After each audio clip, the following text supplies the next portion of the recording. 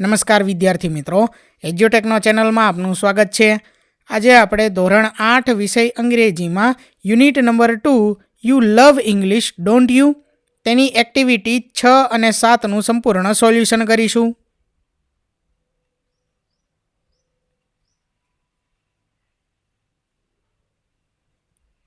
તો સૌથી પહેલાં છે activity number 6. Study the given expressions. You can use them to express your views in favor of something or against something. એટલે કે અહીં જે એક્સપ્રેશન આપેલા છે, અહીં જે ભાવો આપેલા છે તેનો આપણે અભ્યાસ કરવાનો છે, બરોબર. ત્યાર પછી આગળ કીધું છે you can use them to express your views in favour of something or against something. એટલે કે તમે કોઈ વસ્તુના પક્ષમાં છો કે તેના સામેના પક્ષમાં, એટલે કે વિરોધ પક્ષમાં છો, તે દર્શાવવા માટે આ ભાવોનો ઉપયોગ કરી શકો છો, બરોબર. અહીં આપેલું છે ઇન ફેવર ઓફ સમથિંગ અને અગેન્સ્ટ ઓફ સમથિંગ. તો અહીં એના વાક્યો આપેલા છે જે તમારે જોવાના છે, બરોબર. ત્યાર પછી આગળ use the above expressions and complete the dialogue. એટલે કે અહીં અગાઉ જે એક્સપ્રેશન આપેલા છે તેનો ઉપયોગ કરી અને અહીં જે સંવાદ આપેલા છે તે પૂર્ણ કરવાના છે. તો સંવાદ જોઈએ. ખુશ, what would you like to have in lunch? Heer, as you wish. Khush, I think we should go for Punjabi food. Here, I don't think so because I have grown tired of talking Punjabi food. Why don't we try Chinese food? Khush, I am sorry but I don't agree. I don't like the smell of Chinese food. How about South Indian food? Here, I don't agree at all. In my opinion, it's a heavy food. Khush, what do you think about dal bati?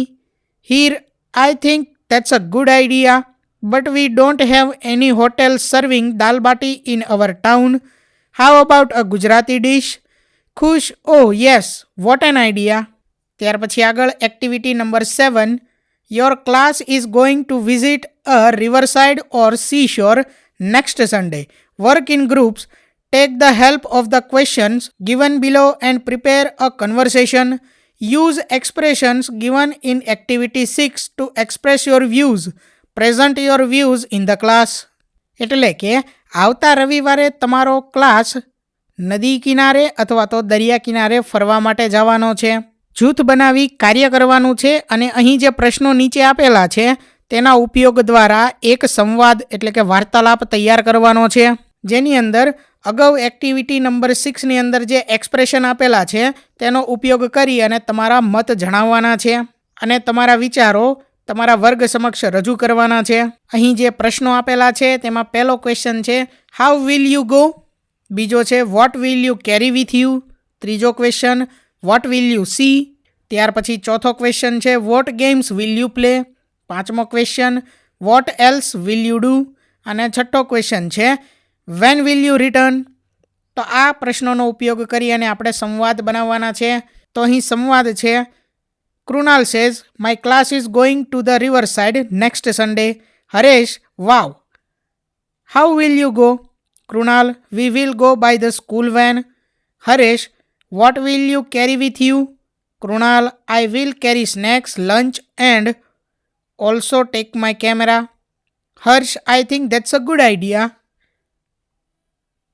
Krunal, I think I should also take my drawing book to draw natural scenery.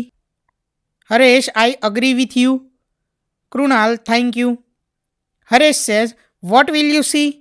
Krunal, we will see famous riverfront on the bank of the Sabarmati. Haresh, that's a right place. What games will you play? Krunal, we will play games like cricket and volleyball.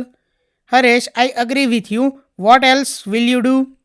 Krunal, how about boating in the river? Haresh, what an idea. ત્યાર પછી આગળ Krunal, but we will get permission from our teachers. Haresh, oh, you are right maybe. When will you return? Krunal, we will return to school at 6 o'clock in the evening. તો વિદ્યાર્થી મિત્રો, અહીં ધોરણ 8 વિષય અંગ્રેજીમાં યુનિટ નંબર 2 તેની activity number 6 અને 7 પૂર્ણ થાય છે. થેન્ક યુ દોસ્તો. એજ્યુકટેકનો ચેનલ તરફથી વિડીયો નિહાળવા બદલ આપનો આભાર. આવા બીજા વિડીયોઝ નિહાળવા માટે અમારી યુટ્યુબ ચેનલ એજ્યુકટેકનો અત્યારે જ સબસ્ક્રાઇબ કરો. આભાર દોસ્તો.